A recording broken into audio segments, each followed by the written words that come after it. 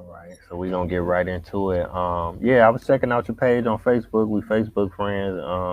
And you had an article on your page. It was very interesting. So I just want to get into it for the viewers who may not recognize you. Let them know who you are and definitely where you're from. All right, cool. So yeah, hi everybody. So I am Dr. Toya Davis. I currently live in Tallahassee, Florida. Originally from Miami, Florida, though, and I really work with helping people to understand blocks, like things that are stopping people from living their best life. And those blocks can come from ancestral patterns. Those blocks can just be limiting beliefs we have kind of taken on from our own surroundings, parents, upbringing, school system, all of that stuff. And sometimes those blocks can come from just things that we've brought with us in this lifetime. So I really work to help people identify those blocks so that they can stop living in them and chart their own course. Oh, okay. Wow, that's really amazing. Now I have to ask you, is this something that you went to school for, or is this something that you kind of got into outside of that? Yeah, so it is not something that I went to school for. I am in my, I guess 9 to 5 job. I'm a professor at a university. And my focus in school, I went to school for business. Then I did arts administration and dance. I'm a dancer by I guess passion, nature, and training. So I study like African, what I call African diasporic dance forms. Afro-Cuban, Afro-Haitian, Afro-Brazilian are my like thing. So travel and dance are like the things that I would say I, really went to school for and studied in. And then the business aspect. This work really just came about as a byproduct of living, learning, and being in tune with spirit or my inner voice, kind of that inner calling.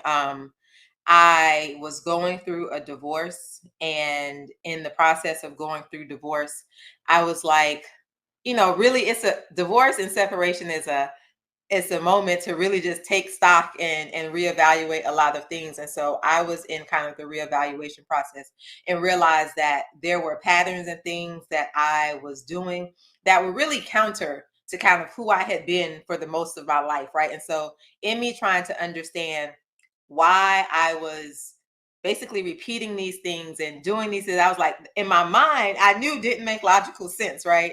But you kind of kept doing them. That started me to really start to look at conditioning and programming that we take on. And then one thing just kind of dominoed, and then the next thing I knew, I really went into the rabbit hole of like neuroscience and reprogramming the mind. It was a whole rabbit hole. And then I've always done work. Well, for the last 25 years, I've done work with the ancestors. And it's kind of like once I opened the portal in that way of expanding my mind in different ways, I just started to see things in a whole different light. Oh, okay. Wow. I truly appreciate you sharing that. You had mentioned so many things. It sounds very interesting. You had talked a little bit about traveling. Where are some of the places that you have traveled to in conjunction with, the African dance culture? Yeah, so I've been to Haiti. So I mentioned my primary are Afro-Cuban, Afro-Haitian, Afro-Brazilian. So I've been to all three of those places. Um, Brazil is probably one of my favorite places, or Salvador Bahia is probably one of my favorite places to visit and go. I've been to Nigeria, um, Dominican Republic, pretty much Dominican Republic, Costa Rica. I like to go. But as far as it relates to dance, those are kind of the three places. And really, what I do in dance is I trace cultural movement, or I trace movement patterns that came out of West Africa, and look at how they were influenced throughout the diaspora. So when the enslaved people landed in the different places that they landed, what did they keep? Right, what movement patterns, what cultural retentions, what just kind of ways of being were they able to hold on to, and what did they have to shift and adapt? And so I look at those things that are the same in kind of all of those places. Wow. Okay, that's what's up. See, that's the beautiful thing about it. You get to travel and do what you love to do. I mean, that's a dream come true. That's truly amazing. Yes. I got to travel to like Dominican Republic. I studied abroad there for a semester, and I studied abroad in Brazil for a semester. And I kind of wanted to say like in Brazil, it seems like they'll say, okay, this capoeira, this comes from Angola, or Mhm, this religious practice, Kamdule or something like that. They'll say this comes from Nigeria, or they say this comes from Congo. But in America, it seems like we don't do that. We'll just say we'll just start with slavery, or we'll say we invented this. But once you go to West Africa, you see this they break dancing over here. They was doing that 400 years ago. So if you could kind of speak to that, just being in Brazil and them acknowledging the African culture, and then maybe being in America where it's not so much mentioned, or it's not so much, yeah. people being proud of You it. know, the interesting thing is, so I mentioned I work at the university. I work at a predominantly white university, right? And I teach African diasporic dance. So most of the students who come to me have not done anything that is outside of your, ballet or more contemporary style. So when they come to my class, for me, it's like I'm not going to just give you movement because you all aren't going to leave here and now you're going to go and start a career, right? Doing West African dance. That just doesn't make sense. So for me, it's really about the context, right? And for me, showing them how what they're doing is a derivative of this other thing, no matter what new name we put on it, right? This comes from this. And so I think a lot of times what ends up happening is by the end of the semester, they're like, whoa, right? They can start to see the connections. I ask them to bring in their own connections. And it's interesting because here in the US, New Orleans is probably the only, let me not say only, but New Orleans retained the cultural movement, as it related to people who were brought here as enslaved Africans, probably better than any other place here in the United States, right? Even when we look at Puerto Rico, which is a part of the US, and a lot of their movement form, their music form, all of that also is a derivative of, those people who were brought over from the continent of Africa. And depending on who you're talking to, right, they acknowledge it or they don't acknowledge it. And the idea of colonialism, right, just says that we did it and we did it best, right? We started it and we started it first. And my hope is that once, if we can understand that everything started from someplace else, then it takes away the hubris, right? It allows you to actually become more in tune with that thing. You're now not just doing steps for the sake of doing the steps. The beautiful thing about Brazil, it's like the spirit of the people there is just so. I don't think I've ever been someplace where the people were so like welcoming and their hearts are good. Mind you, Brazil is a whole, like, I'm speaking in the monolith, and I know that it's not true in the monolith because I have been to some places in Brazil where I'm like, ooh, right.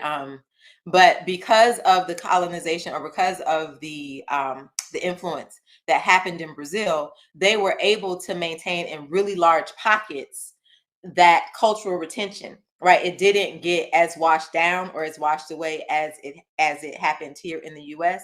And because of that, you see when people are telling the stories about the culture that happens there. Also, Brazil, because all things are economic, right? Brazil figured out how to capitalize on selling the story, essentially, of this movement, this practice, this idea coming from something else. So they were able to kind of romanticize, right, for the tourists who were going to be coming over there. But the result was that we got to keep the culture kind of sort of intact, right? But essentially, it was an economic motivator that the Brazilian kind of social political idea capitalized on, and said, wait a minute, if we said that this is from this and this looks like this, that makes people want to come and visit and explore and do. And so I'm sorry if I'm offending anybody from Brazil, but but that's the reality of kind of how it is right now. Wow, I appreciate you sharing that. But yeah, Brazilian people are definitely friendly and hospitable. Cause like you say, Bahia and Salvador, that's definitely the place. So the viewers, if you go to Brazil, you have to go there. You know what I'm Yes, saying? yes. You What part gotta were you definitely. in? I know you said you were there for study abroad. Where were you? Well, I was studying in Santa Carina. I was in Florianopolis, but on the weekends I'll be in Salvador somewhere. We had some days off. I had to get up out of there. But I really, it was like a life changing experience. That in the Dominican Republic as well. Definitely. Let me see. Okay, now I gotta ask you about this. When I was on your page, I believe it was like an article, and then it was discovering financial DNA, unpacking inherited money. If you could just kind of speak to all of that, what Yeah. is financial DNA? What is an inherited money, and why should people be interested in it? Yes. So, what's interesting? You asked me, did I go to school to study this? And I was like, no, I studied this thing, right? But what I focus on is looking at how something started here and then it migrated and changed and shifted. And so it's really the same thing that I do in this type of work, right? One of the things that I like to say is that as I sit here, I am the physical manifestation of all of those who have come before me, right? We understand this from a DNA level. Like we've been taught in school that, you get this from your parent, you get this from your mom, you get this from your dad, these genes, these chromosomes come together, we inherit these genetic dispositions. We understand that, right? But the reality is that we also inherit behaviors, thoughts, patterns, conditioning, right? There are people who are acting out ways that their great, great, great, great, great grandparents did, unbeknownst to them, right? But if we went in and started to take a look, you'll see exactly, oh, wait, yeah, I'm doing this. And half of the time, a lot of those behaviors were based on survival. And we aren't living in the same time, we aren't living in the same era, but because we don't take a moment to kind of stop and say, wait, why am I doing this? How is this impacting me? Is this bringing positivity? Is this bringing growth? We continue to play out those things. And so money patterns are one of the really big ones that are passed down and inherited from generation to generation. I like to think of it, a really easy way to think of it is just, we don't even have to go back very far. We can just go back to our parents or in our house, what we saw in our household, things that we heard in our house. What were your parents, or I keep saying parents, but what were those figures, parental figures, saying about money? Money doesn't grow on trees. You got to work hard to make money. If you're not working, if you're lazy, you ain't gonna ever get things. Oh, don't spend all your money in one place, right? So those are concepts and ideas that we heard. Where did they get those ideas from? They heard them from their parents, right? Who heard them from their parents. And why did they originally get those ideas and those concepts? Because those phrases are not the same phrases that are, when we look at kind of culturally, right? Each culture is going to have different phrases or different things that we're kind of telling and instilling in our kids. And why is that? It's because the phrases were based on the circumstances that were creating those conditions, right? When you think of someone who came up through the depression, where they weren't sure if they were going to get more food, or they weren't sure um, if there would just be anything. Hoarding became a way of life, right? You had to value every single thing. It was, no, don't throw that plastic bag away because we might not get another plastic bag. Rinse that thing out, dry, let it air dry, right? So that became a way of life. What happens so one, there's the concept of mirroring. So generation from generation, we mirror what we see.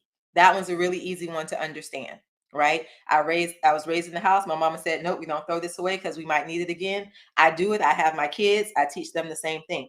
But really, what we're doing from an energetic standpoint is we're creating within ourselves the belief that we aren't going to get more. And one of the things that I do, or my area of kind of specialty, is I study energy, right? I work in the field of energy. And what we say, what we put out is what we attract. Some people call it the law of attraction, right?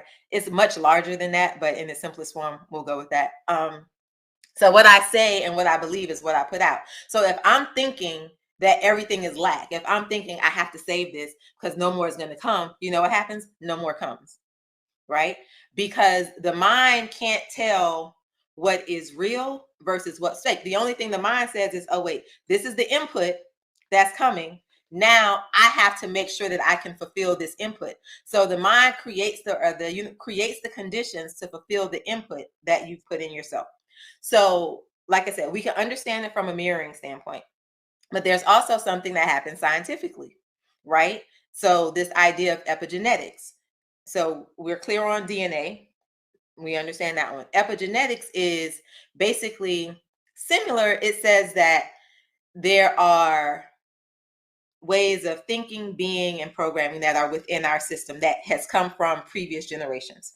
And the way that I like to explain this is like all of the things are there. So all of those, I am the physical representation of all of those who have come before me, right? So everything that has happened is still inside of me. It might not be active, right? Evolution, some things I don't need anymore, right? Flight responses have shifted, but it doesn't mean that it's not there, right? So epigenetically says that all of the things are inside, and once we create certain conditions, we can possibly trigger a response to turn on.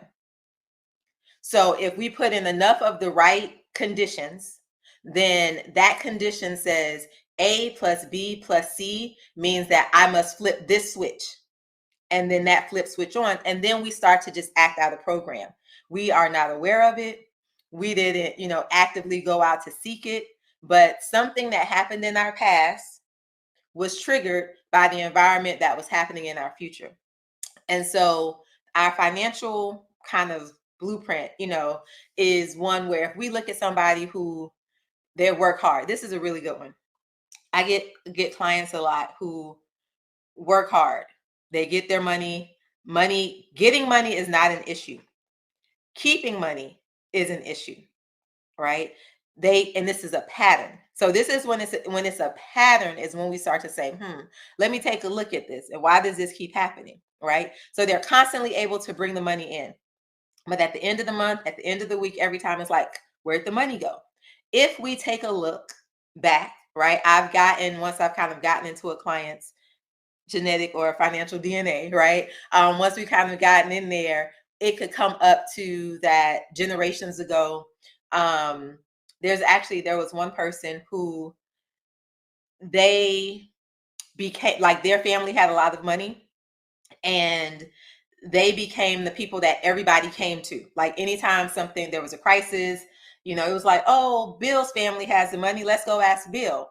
And so it created this reaction in that family to basically be afraid of having extra money.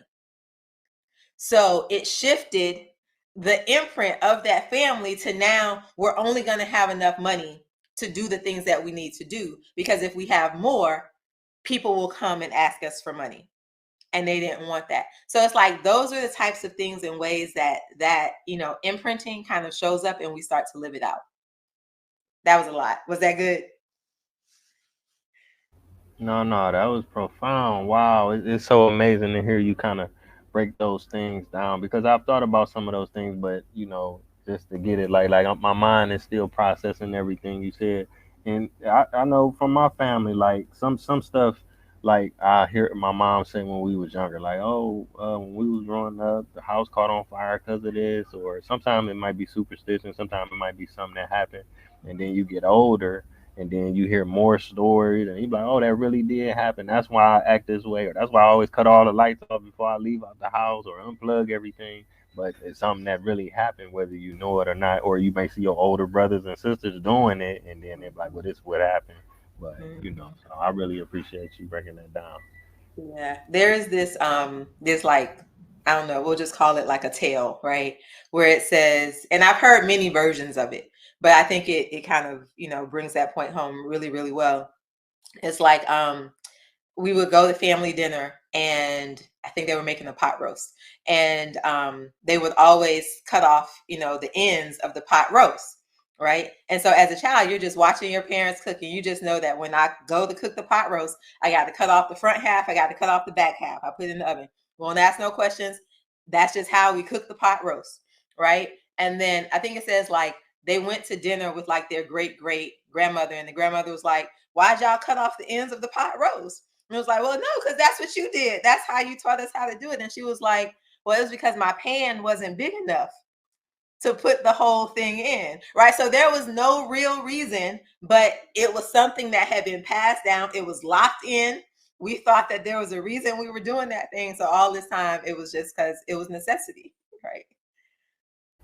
Wow, that's amazing. I mean, but just getting to know your family history, it could be very, very empowering. You know, some stuff make you laugh, some stuff make you cry, but you definitely learn a lot. Cause I'm a genealogist. I don't know if I told you that, but I do Oh, people's family trees. You know, I find like slave schedules and birth certificates, death certificates, old newspaper articles. Like even with my family, like my mother's side of the family, they was in the Garvey movement. And my grandmother told me a little bit about it, but wow. I actually found like a membership list with my great grandfather's name on there. But my dad's side, they was bootlegging and pimping, and they was in the streets. You know what I'm saying? So, but I would find documents on this stuff, Mhm. so it just like just help you kind of figure things out as moving forward. You know. Yes, yes, yeah. One of the beautiful things for me about my work is that I get to work with a really wide cross section of people, right? So I have people who are familiar with ancestors and know their history and are not afraid of them and work with them in whatever capacity that looks like. And then I have people over here who are like, I don't know about this ancestor thing, but I know that something right is coming up and something's a problem. There's a pattern, there's a belief that, and I want to work through that. And without fail, no matter where we are on the spectrum, there's something that I say to somebody that kind of sparks a ancestral memory, right? Or I like to say that what I do in my sessions is I kind of open the gate so that now information can come. So like even after we're done, the next day you like randomly find a piece of paper that fell on the floor, right? It's like now you're starting to see the proof of these things come out. But a lot of people, particularly people who have not been connected with their ancestors, I've even worked with people who were adopted, right? Or who've had no idea of their connection. But it's like that feeling of like I know something now about my ancestry. I understand a little bit about kind of why I do this thing, or dang, I've always really been into farming and genealogy. I mean, farming, and to see that my ancestors did this, like that for me is always just a wonderful feeling. Um, because we all want to feel connected, right? No matter the loneliest loner, right? You might not want to feel connected to a person or something like that, but you want to know that something, right, has you in a way or is connected to you in a way that you're like, I'm not in this alone. And so I think that that's the beauty, one of the beautiful things of this work.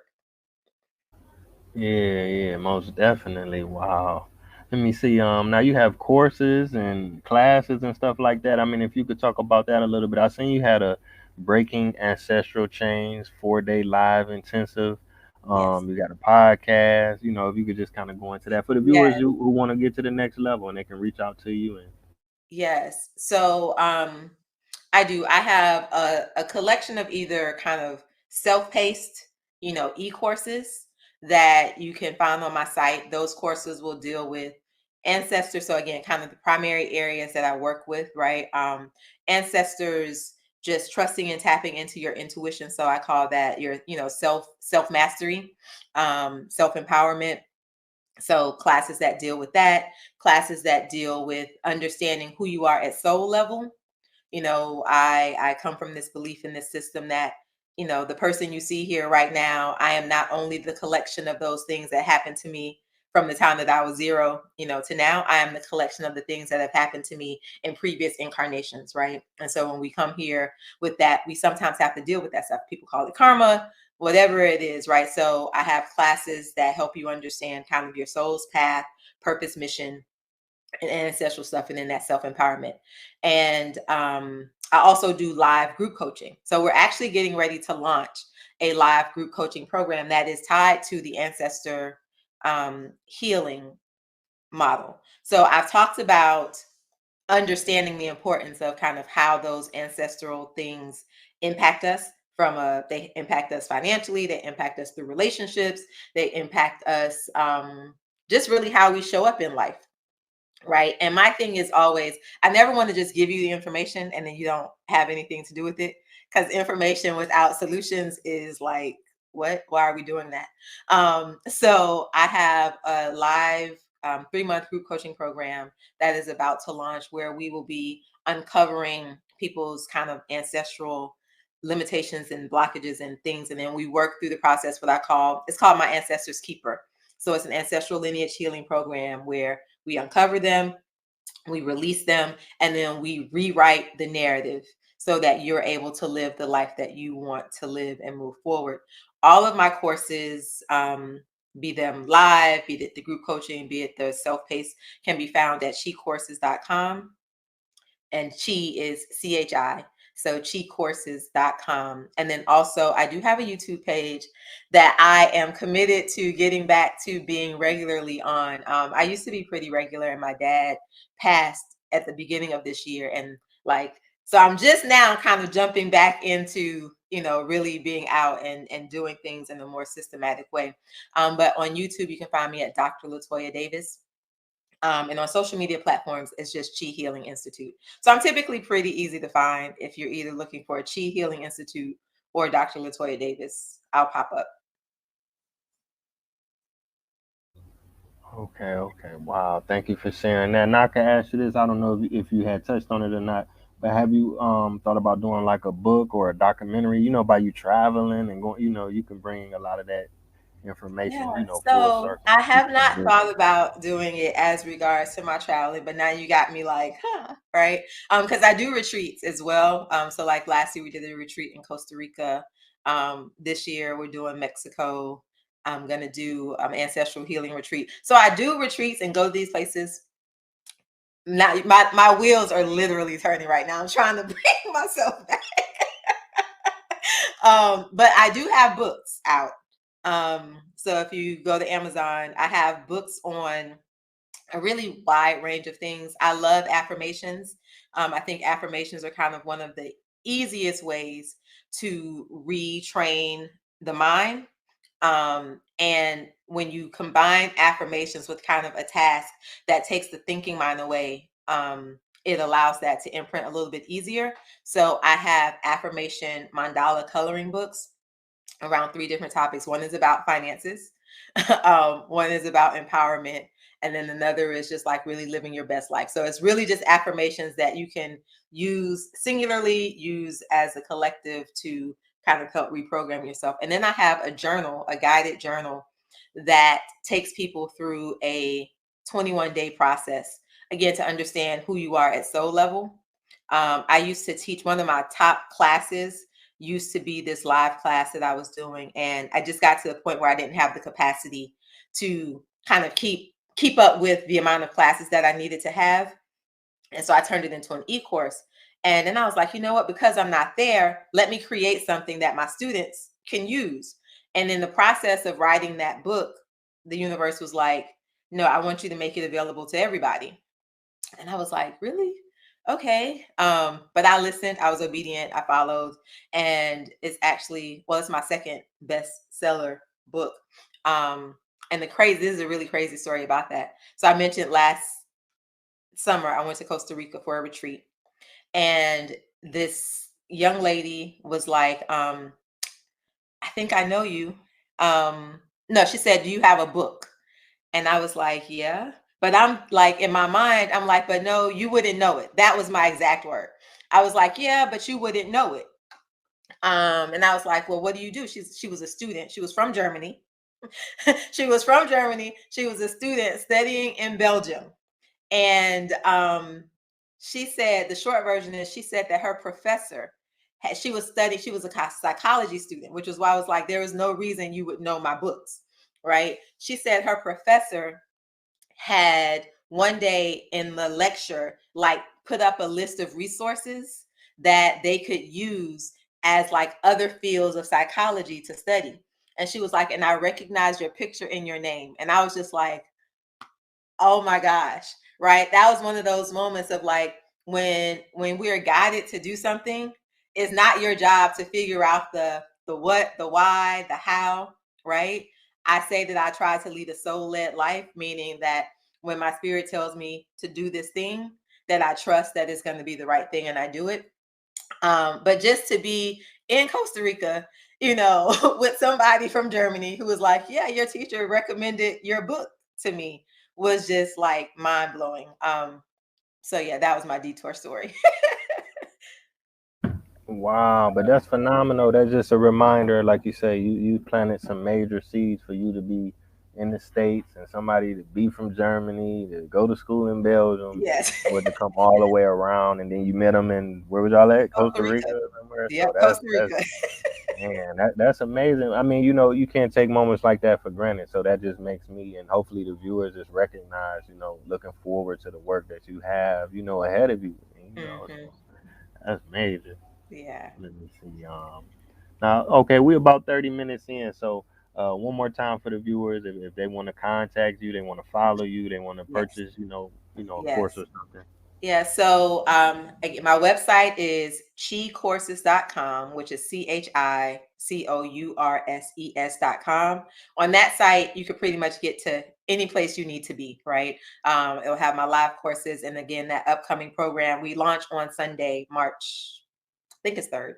So if you're interested in working with your ancestors and healing lineage, things like that, and just really being able to shift the trajectory of kind of what's happening in your life right now, check us out. And then on social media, I'm at Chi Healing Institute. Also, I do a monthly newsletter. And in that monthly newsletter, I kind of send out affirmations for the month.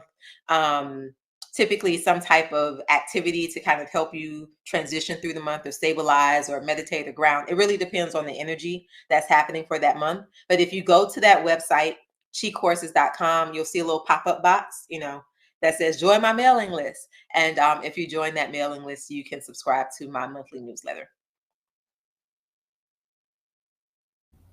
All right. Well, thank you so much.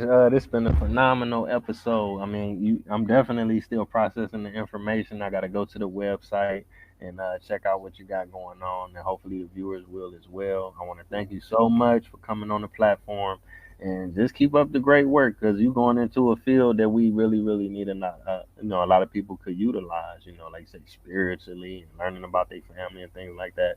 I feel like that makes people complete, and it helps them in their journey. It's like a GPS. They know where they're going, but if they could know where they're coming from and if it's a roadblock, if it's a traffic stop or accident or whatever, you know. Yes, yes. Well, I thank you so much for having me, and thank you for the work that you do. Continued safe travels for you. And yeah, everybody check me out. I look forward to being in touch in whatever way that presents itself in the future. All right, all right. Thank you, viewers, for tuning in. It's been another episode of Taye Speaks. Until next time, family. Peace.